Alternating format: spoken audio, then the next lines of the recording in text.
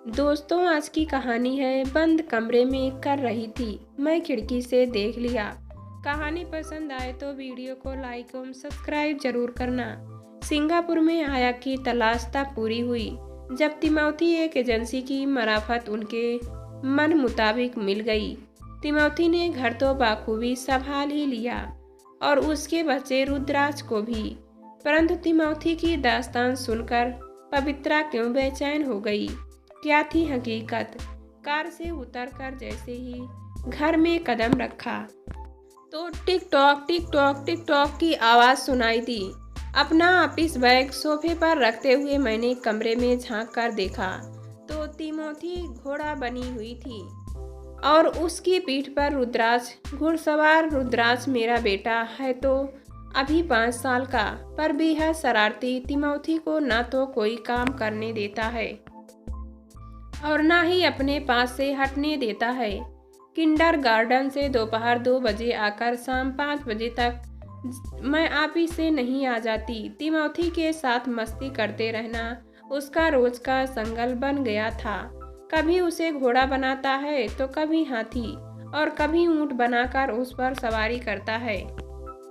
आज तो हद ही कर दी उसने। तिमोथी जो मेरे घर पर पहुंचते ही मेरे लिए कॉफी बनाने किचन में भाग कर जाती थी, उसे वह उठने ही नहीं दे रहा था।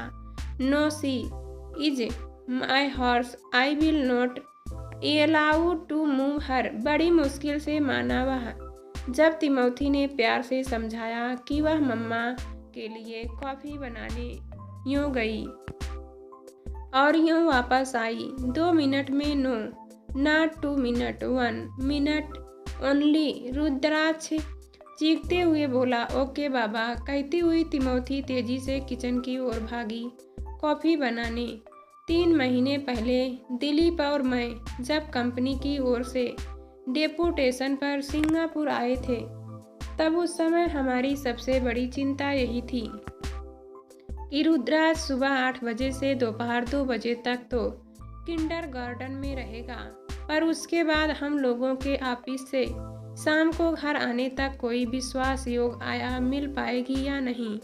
एक और कठिनाइयाँ यह भी थी कि रुद्राज यूँ तो अंग्रेजी बोलता था, यह हम लोगों की मातृभाषा तमिल, इसलिए ऐसी आया चाहिए थी जो उसकी बोली समझ सके।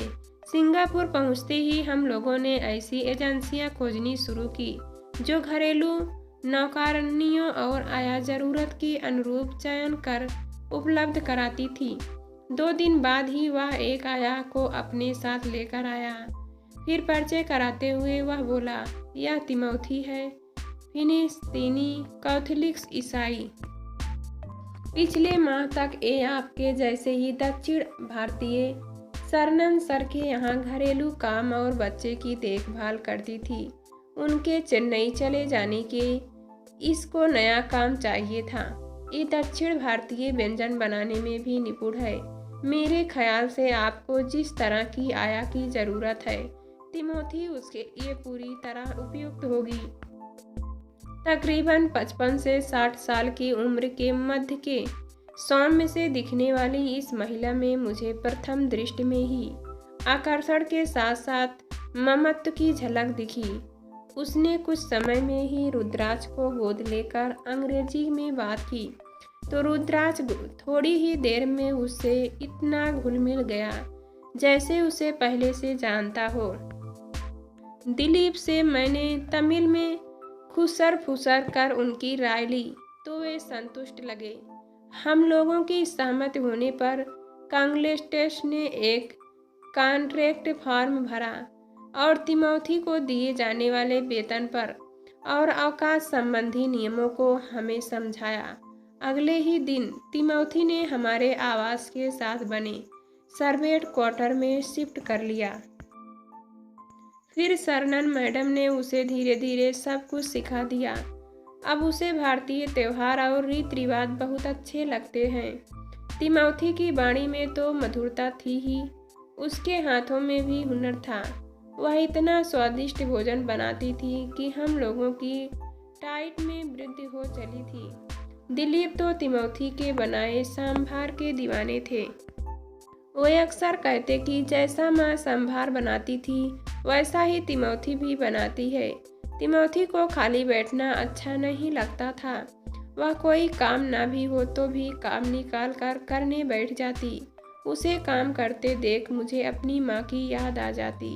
वह भी ऐसे ही दिन रात काम में जुटी रहती है। मैंने माँ को आज तक आराम करते देखा ही नहीं। तिमोथी वे सब काम भी करती जो कॉन्ट्रैक्ट में नहीं थे। ऐसा लगता जैसे व्यस्त रहकर वह कोई अपना गम भुलाने की कोशिश करती रहती। अधिकांश समय उसका चेहरा भाव शून्य रहता। रुद्राक्ष के साथ खेलते हुए जरूर उसके चेहरे पर मुस्कान रहती, अन्यथा बाकी समय तो उसका चेहरा सपाट दिखता, जैसे शून्य में कुछ खोज रही हो। कई बार मैंने जानने की कोशिश की पर हर बार वह टाल जाती। तिमोथी से हम लोगों की बातचीत अंग्रेजी में होती। वह अंग्रेजी समझ तो अच्छी तरह से लेती थी पर बोलने में कहीं कहीं अटकती थी। प्रत्येक रविवार सुबह वह बिना नागा चर्च जाती और जब लौटती तो कुछ घंटों के लिए अपने आप को कमरे में बंद कर लेती। जब वह बाहर निकलती तो उसकी आंखों में हल्की सी लाली के साथ सूजन लगती। ऐसे ही एक रविवार को उसकी चर्च से वापस आ जाने पर मैंने उसकी खिड़की से छुपकर देखा तो मैं अवाक रह गई। तिमोथी फ्रेम में मढ़ी हुई एक तस्वीर को सीने से लगाए सुबह सुबह कर रो रही थी। काफी देर तक तो मैं सोचती रही पर जब मुझसे नहीं रहा गया तो मैं दरवाजे को ढकेलते हुए अंदर चली गई। मैंने जैसे ही उसे चुप कराने के लिए गले से लगाया तो वह बिलख बिलख कर रो पड़ी। काफी देर तक रो लेने के बाद मैंने उसे पानी का गिलास देते हुए कहा, तिमोथी तुम मेरी माँ जैसी हो। क्या कोई माँ अपनी पीड़ा अपनी बेटी से साझा नहीं करेगी? दुख व्यक्त कर देने से दिल हल्का हो जाता है। फिर तिमोथी ने जो बताया वह बड़ा ही हृदय विदारक था। तिमोथी का भरा पूरा खुशहाल परिवार था। पति वर्गीस लून शहर के सिविल अस्पताल में डॉक्टर थे। बेटा मार्कोस में इंजीनियरिंग की डिग्री के बाद MBA ज्वाइन किया था। बहू सिविलिया जिसका विवाह एक पूर्व वर्ष में ही हुआ था। पोते कांगलोस को हाल में ही जन्म दिया था। फिलीपींस में भूकंप तो अक्सर आते ही रहते थे पर 15 अक्टूबर 2013 को जो भूकंप आया उसने अनेक शहर उजाड़ दिए। सबसे ज़्यादा उसके लून शहर में विनाश हुआ। पूरा शहर ही ध्वस्त हो गया और हजारों लोग मारे गए। अस्पताल भवन के धराशायी होने से सैकड़ों मरीजों के साथ साथ उनके पति डॉक्टर वर्गीस भी मलबे में दब गए थे, जिन्हें जीवित नहीं निकाला जा सका। तिमोथी का मकान भी ढह गया था पर वे लोग जीवित बच गए थे। मार्कोस ने जब अपने पिता की क्षतविक्षत लाश देखी तभी से विक्षिप्त सा हो गया है। उसके उपचार पर पिछले 4-5 साल में तिमोथी ने अपना सब कुछ लगा दिया।